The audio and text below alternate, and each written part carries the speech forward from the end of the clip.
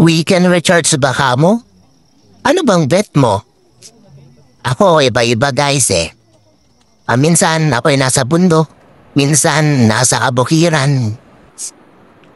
Kakaiba kasi yung ganda ng bawat isa guys eh. Meron din minsan sa mga waterfalls, dagat, at marami pang iba. Ganyan naman kasi tayo guys dito sa ating bansa, di ba guys?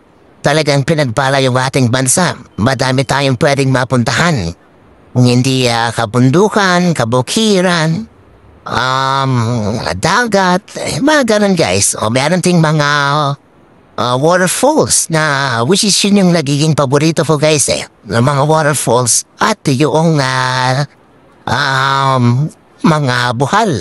Di ba guys, springs, merong malamig, merong mainit. Depende sa type nyo guys. Sa akin ay maganda na variety yung napupuntahan guys. Talagang iba-iba, mas maganda. Kaya di ba? At yan ay matatagpuan sa maraming parte ng ating bansa guys, di ba? So my point is, kailangan mo talagang mag-recharge sa kung hindi mo man kaya ng daily, weekly. Or kung hindi man at least once in a blue moon, kailangan nating mag-recharge guys kasi kung hindi, medyo delikado tayo guys. Pag madami tayong stress, mabigbigla. Baka mangyari naman mabigla tayo minsan dumating sa ating buhay. Sasabog na tayo, di ba? Hindi naman ganyan guys ang balance life eh. So, para balance ang ating buhay, ayan, kailangan ating mag-recharge at humanap ng lugar na kung saan pwede kang mag-relax. Kaya nito, ito ay isang bukal guys. At napakalamig ng bukal na ito guys. And then, alam mo yun, nakaka-relax dito sa side na ito. Which is matatagpuan po sa malayong lugar guys, sa Mindanao. While I'm working here sa Manila, nag-find time ako na tumisita doon guys. So, kayo rin guys, at ito rin guys, alam mo ito yung dahilan na sinadya ko yung lugar na ito. Ang Camiguin guys, dahil lang sa waterfalls na ito. Yan, hindi ako nagkamali guys. Iba, pag nandun ka sa area guys, doon lang sa nakikita mo sa mga TikTok o ano pang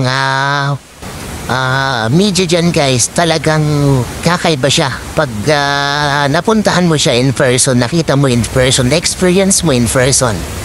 Ito rin naman yung Tuasan Waterfalls.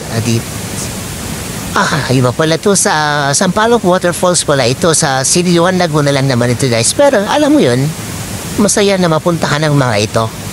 Kakaiba. At ito naman yung White Beach. Doon sa Camiguin Island ito guys. Yon, puntahan nyo guys.